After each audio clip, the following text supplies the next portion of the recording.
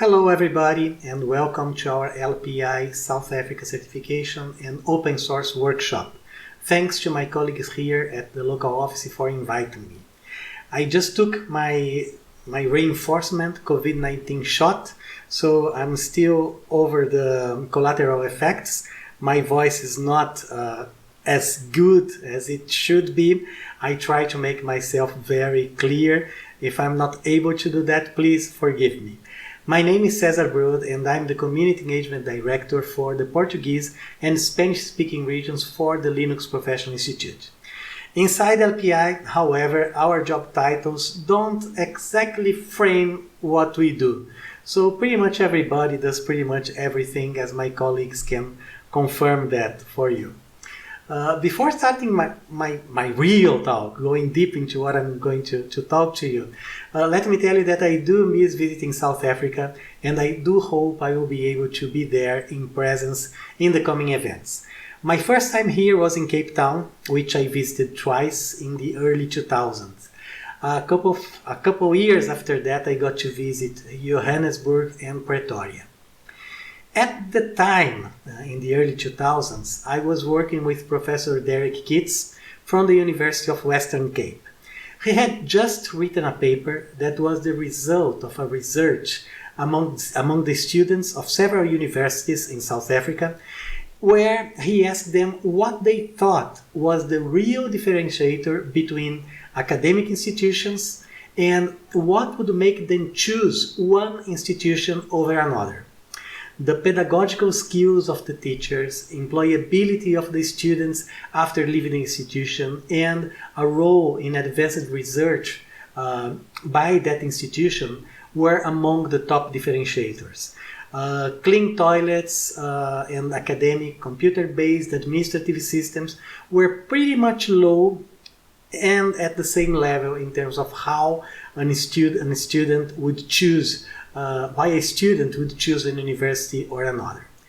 As you might guess, the conclusion of Professor Kitts' paper was that academic institutions should get together, share knowledge and code on academic administration systems, collaborating among them on things that would save them time and resources, and use the remaining expensive and important time and resources on things that are really important for the students. It does make sense to collaborate freely in stuff that a lot of institutions, enterprises and people use. Share the resources on development on things that may benefit everyone, and actually invest on things that really differentiate this enterprise among its competitors.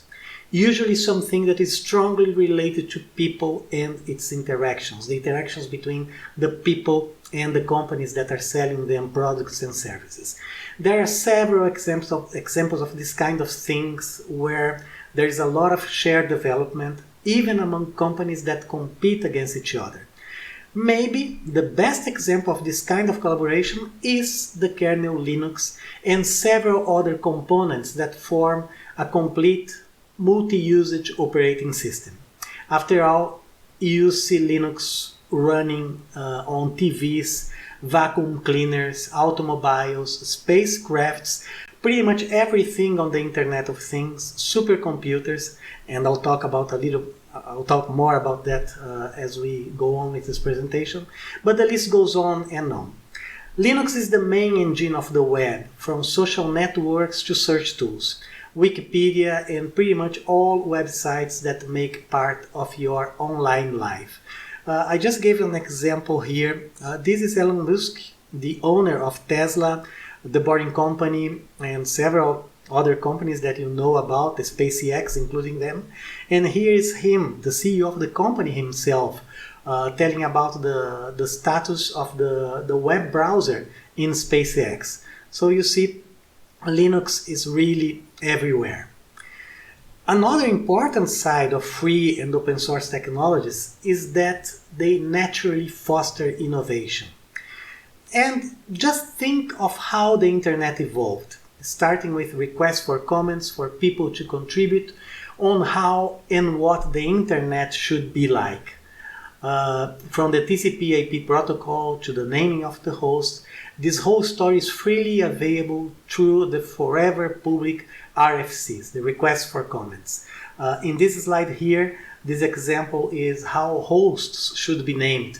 And you see that the people contributing to the request for comments, they were actually, well, nerds and hackers are like that. They responded in a form of poetry. So this is all of this presentation will be available for you. So don't worry, you have access to all of these links in here.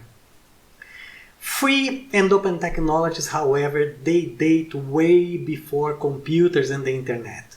Mathematical formulas such as the one Bhaskara created to solve second-degree equations that then were used by Newton when he defined the way forces work, including the force of gravity, the Euclidean math, Newton also created calculus, and we are talking about Pythagoras also. So all of those were needed.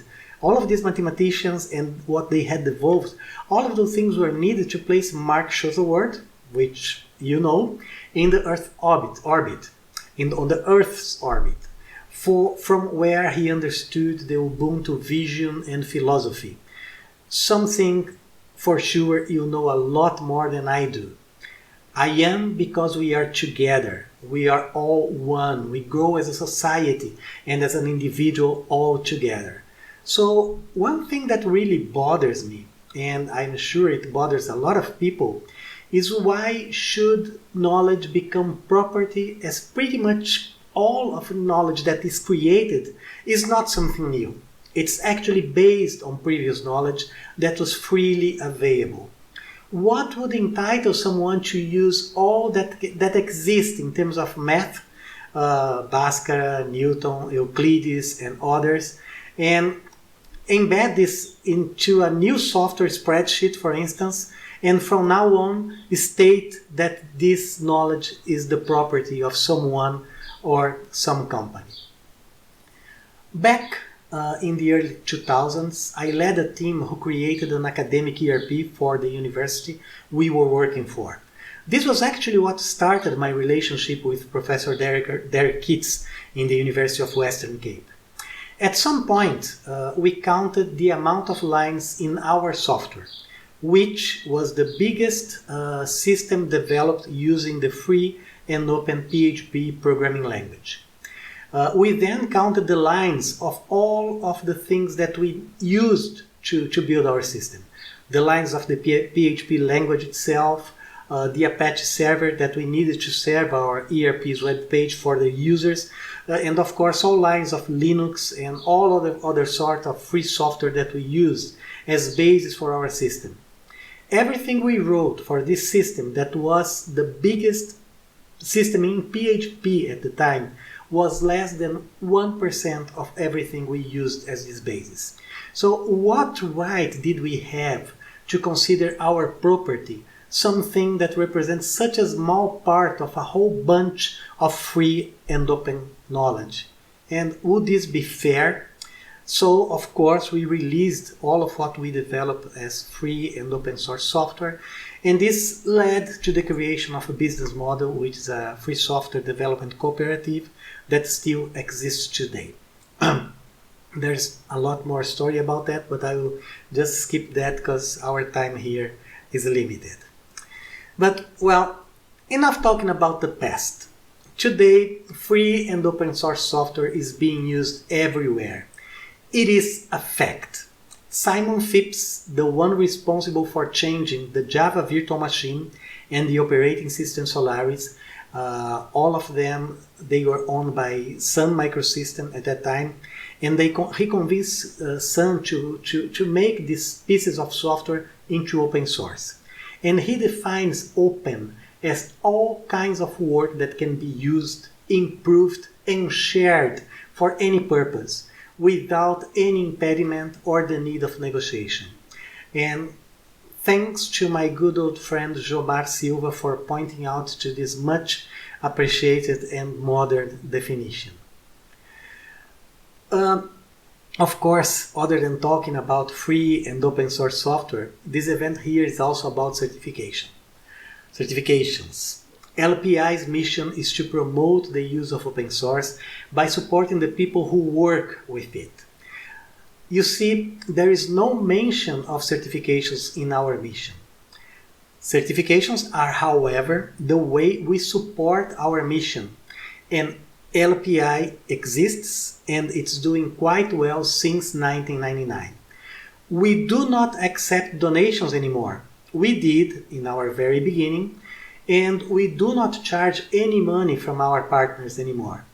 Actually, we are doing so well, we started a couple of years ago to financially support social projects that are in line with our mission.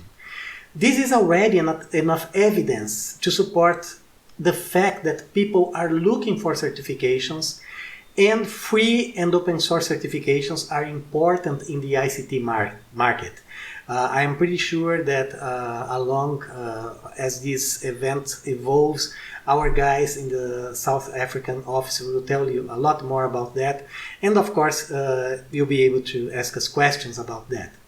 But the truth is, regardless of what you'll be doing in your professional life, free and open source software are already part of it. And of course, you hear good things from us regarding certifications. So just don't take only our word, our LPI's word for that. Look into LinkedIn or some other social network, for instance, for people proudly publishing their certs, publishing screenshots of their certs, and ask them why they are doing this. All of LPI certifications, they are built together with the professional community. So when you look at the topics we cover in our certifications on wiki.lpi.org or in our course material, our official course material, which is available on learning.lpi.org, you actually see a good career path for you to follow, even if you are not willing to be certified right now. And truth to be told though, when people learn the topics, they tend to get certified as they understand how much they can advance in their careers after getting their first LPI certification. They just take the next steps. So this is from Adilson. He just published this on LinkedIn. He's a Brazilian who just got his first LPIC 1 certification.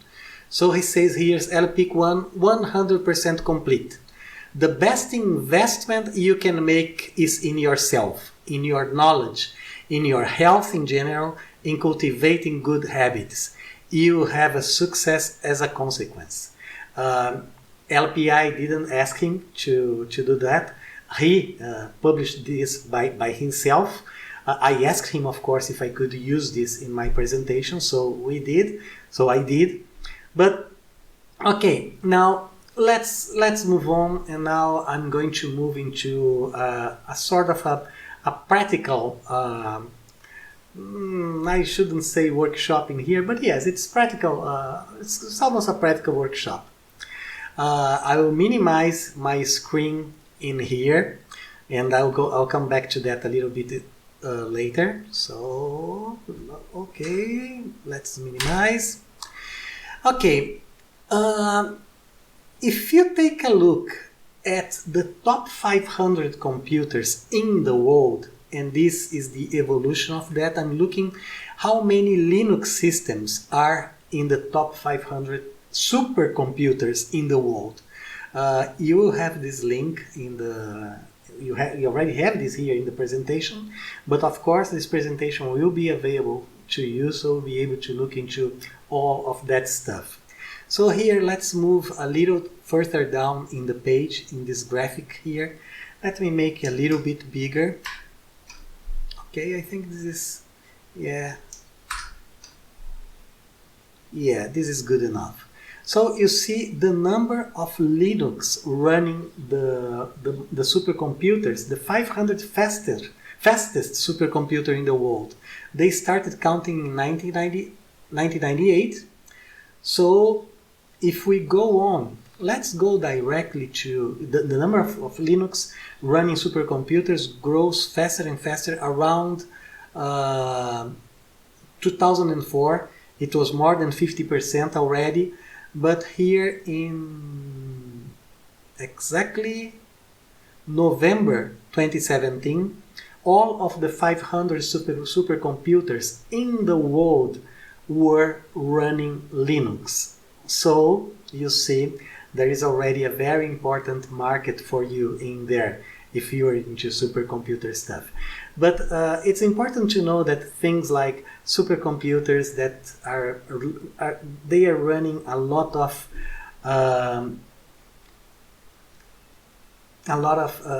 artificial intelligence, data science, data mining stuff. So we are talking here about things like data farms, Python, the language R, things like TensorFlow. Everything that I'm talking about, they are free software stuff. So, and supercomputers are mostly in the bleeding edge of the technology, meaning that they are pulling other technology behind it, and everything is running on top of free software. So it's really important for you to learn about free and open source software and Linux. And I showed you in one of the previous slides that the CEO of SpaceX is concerned about Linux. And SpaceX, the SpaceX Starlink, the low orbit satellites that are providing internet access by satellite, every Starlink satellite is a Linux server. So Linux is pretty much everywhere. Let's take a look at another thing in here. This is a site report by Netcraft. Unfortunately, it's not working as it was in the past because a lot of people, they are hiding the web server and the operating system that they are running on top of their web servers. But let's take a look on what LPI.org is running. Of course, LPI.org will be running Linux. So let's look up. Takes a little time. It's working on. Okay. So you can see, as you scroll down, you can see the hosting history, and you can see that LPI.org is running Linux under Apache. Until a few months ago, if you go and search for Microsoft.com, you would see that Microsoft, of course, was running also pretty much on Linux servers. With this kind of statistics right now, where you can see what a web server is running, people are starting to hide what are the web servers because it makes easier for attackers, if they know what server you're running, to actually use an attack that is specific for that web server. So if they don't list what web server they are running, so you say here unknown, the web server is Castor. I don't know what kind of web server is that, but they still have one Linux running in here. So Netcraft is not a very big search tool for you to work on that. But there are actual results that shows you what systems on the internet are running Linux. Let's just ask that question to Google. Let's say how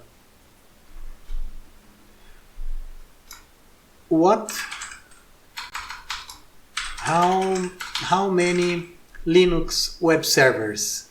Okay, that should be good enough. So how many web servers use Linux? And then here they mention a W3 cookies analysis of Alexa's data, and say that the 96.3% of the 1 million of the top 1 million web servers are running Linux. So there's a big amount of Linux running on running web servers. And not only that, as I told you before, Linux pretty much runs everything that you plug in the wall today. How would I find out jobs that are available in Linux and open source software? Let's just start with Linux. Most of the companies, they publish their jobs using URLs or titles like careers or jobs. So let's just say in URL, meaning I need to find URLs that contain careers in that, and then I search for Linux. So you see 500,000 results have Linux careers that you can find out and see what you can apply for. So this is just an example where you can find jobs and careers on Linux. You can try, instead of careers, you say in URL jobs. Okay, 6 million results, so this is very significant. Another one, very common, and I'm using commas with that, is work. No, I'm not thinking this is going to work like that, but let's try anyway. Work with us, Linux. Work with us, Linux. Okay, still 1000 results in that. And looking into the results, of course, you see that other companies use other URLs to process that. Let's take a look at the serverplan.com. What is their website? Work with us. So yes, it contains actually work with us in the URL. So these are just a some small tricks for you to look for jobs that request that you actually know Linux. And is the certification really important? Well, I already told you that don't trust us. So sorry. Done. Slideshow. Don't trust us. Ask for people that are certified. One thing that I can tell you though is that I work with several recruiters, and they all tell me that if someone has a certification, his resume, his LinkedIn profile, it will be on top of the other people that are applying for the job. Because when you show a certification, you show to your employer that you are actually investing in your career path. There is a study by Pearson VUE. I did not thought about that until now, so I'll tell you about, but if you visit the Pearson VUE page, you'll be able to find that. And also ask for our people there in the office and send us an email that will send you that information. A lot of companies, actually, more than 50% of the companies actually ended up paying for their employees to get certified. And it is actually a way of retaining people inside the companies to actually invest in the career of their employees. So it is something that is really, really important. But again, don't trust us. Ask people that actually got certified to know what is the real importance of the certification. Well, I know I was only able to skim over the surface of the wonderful world of free and open source software, and how a certification career path can help you shape your future. I'm pretty sure that my friends in South Africa there with you can help you with your questions, and you can also email me at any time. I am Cbrod at lpi.org. Let me quit my camera for a while so you'll be able to see. Can I do that? Okay. I think, yeah, okay, I can move my face to the other place of the screen here. So you can also contact Zanelli and Marcia, and I am Cesar Brod in all of the social networks. So please be in touch. It's a pleasure for me to work with you and to answer all of the questions that you may have. By now, Thank you very much and have a really great event. All the best. Bye bye.